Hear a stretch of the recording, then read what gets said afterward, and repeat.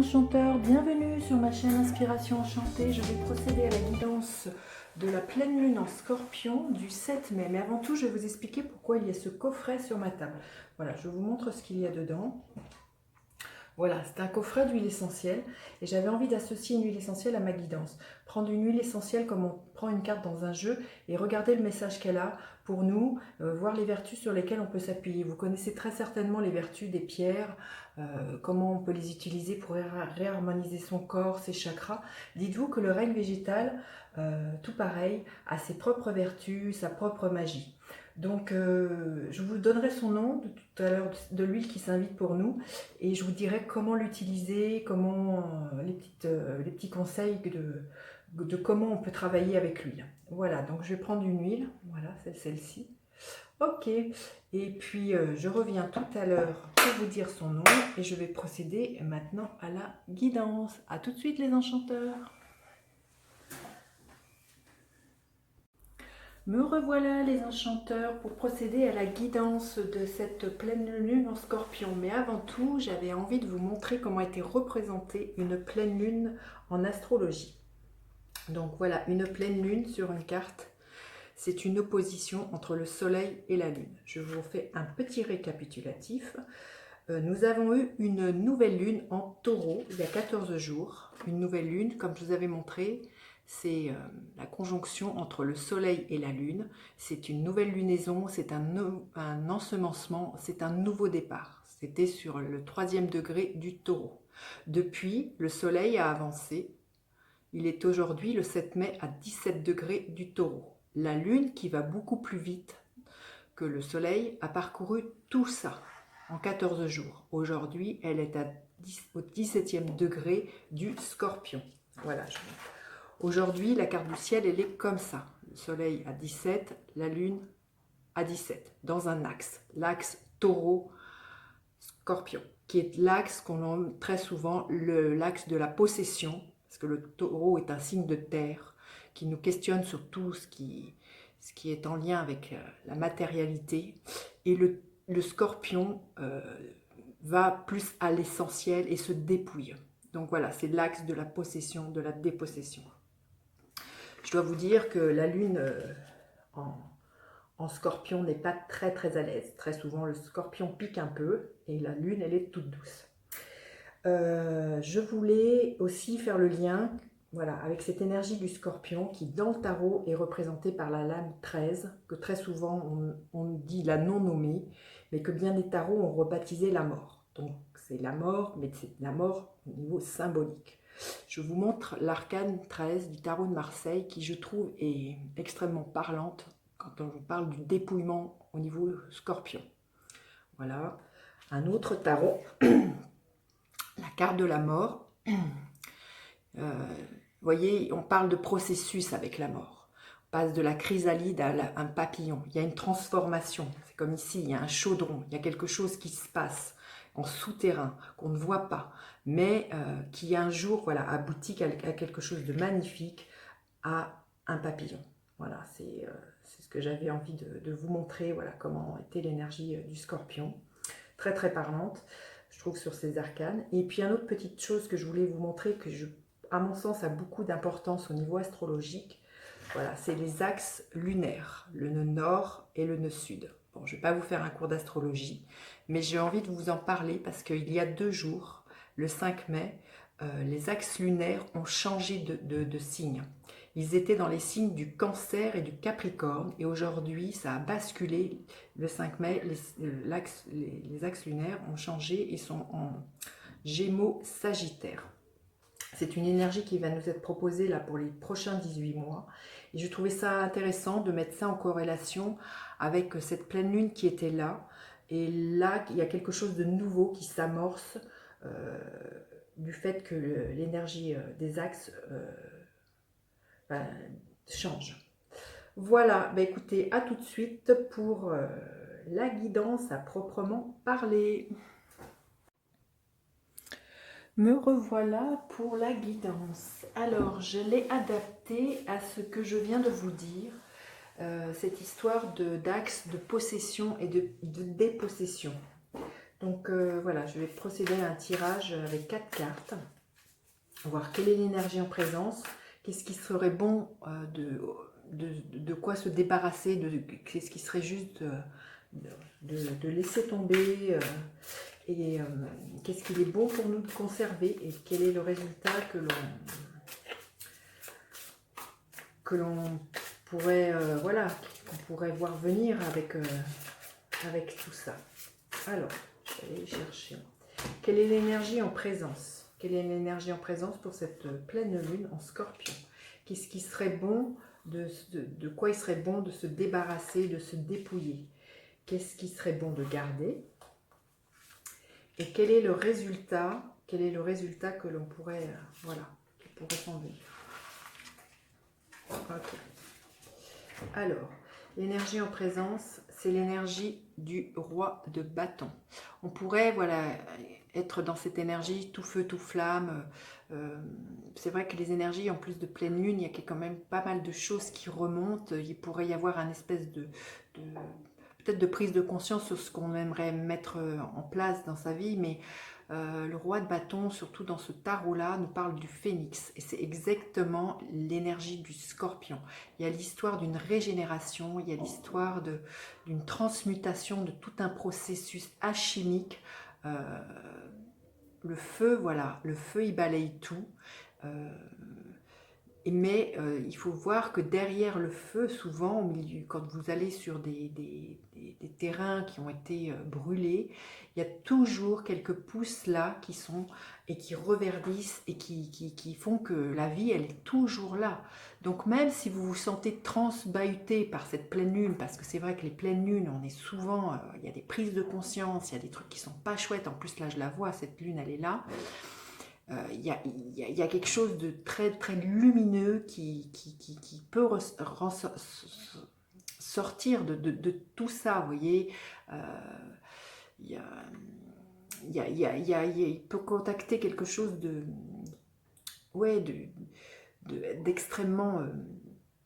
le feu, c'est, comment dire, c'est très pulsionnel, très animé. Donc même si ça secoue, j'ai envie de vous dire, laissez-vous, comment dire, transpercer ou traverser par cette énergie purificatrice, parce que c'est ça aussi le scorpion, l'énergie du scorpion. Il y a quelque chose de très cathartique et très thérapeutique avec le scorpion. C'est vrai que ça peut piquer, ça peut être un peu violent, un peu turbulent, mais c'est du feu qui, comme la vie, quoi. Il y a quelque chose qui pulse. Je le sens très très fortement. Alors ça, c'est l'énergie de cette pleine lune, j'ai envie de dire, c'est pile poil dans ce qui est là. Alors, de quoi on doit se débarrasser dans cette pleine lune? Le 9 de bâton. Le 9 de bâton nous parle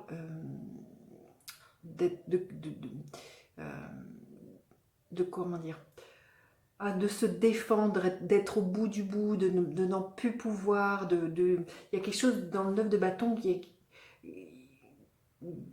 de tenir, mais de tenir quelque chose envers et contre tout, quitte à s'épuiser. Là, ce qui serait peut-être bon, ça serait de quoi il faudrait se dépouiller, ça serait de vouloir tout contrôler, de tout savoir, de maintenir, de garder ses positions, de se dire c'est comme ça depuis toujours. Il y a quelque chose comme ça de vouloir conserver, coûte que coûte, même au prix des fois le 9 de bâton peut même au prix voilà, de s'épuiser à un point. Là, ça nous parle d'accepter de ne plus contrôler, de se dépouiller, de vouloir contrôler, maintenir les choses comme elles étaient avant. Et là, vous voyez, et d'accepter d'être comme sur des sables mouvants, de ne pas savoir où on va. Et vous voyez, cette femme, elle est prise dans un tourbillon, elle n'est plus sur voilà, elle n'est plus sur comment dire, sur ses acquis du passé. Il y a quelque chose comme ça. C'est que ça dont on doit, à mon sens, auquel on doit se dépouiller, c'est de rester campé sur les choses d'avant et de voir la vie comme avant. Bon, on va voir la carte qui suit parce que je sens vraiment quelque chose à lâcher à ce niveau-là, de l'ordre du contrôle pour moi. De contrôler contrôler les choses coûte que coûte. Alors, qu'est-ce qu'il est bon pour nous de conserver? Waouh, magnifique. Le 2 de bâton. Ce qui est fou, c'est que des bâtons. Donc, les bâtons, c'est l'énergie du feu. Il y a vraiment quelque chose comme ça à contacter. C'est de la passion, le feu. C'est l'énergie du bélier, du taureau, du sagittaire. Vous voyez, ces signes qui sont très passionnés, très enflammés. Donc là, ce qu'il est juste pour nous de conserver, c'est de sortir de notre zone de confort, hein, c'est ça, vous voyez, peut-être d'avoir une traversée du désert, mais c'est d'aller voir plus loin que l'on voit à l'heure d'aujourd'hui, d'essayer d'avoir une vision très éclairée, d'envisager, ce que je vous avais dit à la guidance de ce début de semaine, de savoir comment on veut peindre le monde de demain. C'est de commencer à imaginer, à le rêver, ce monde-là.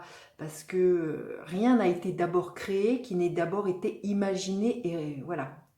Et si on ne fait pas ça, si on ne rêve pas, si on ne se penche pas quelques instants sur ce qu'on veut voir, si on ne prend pas nous-mêmes comment dire,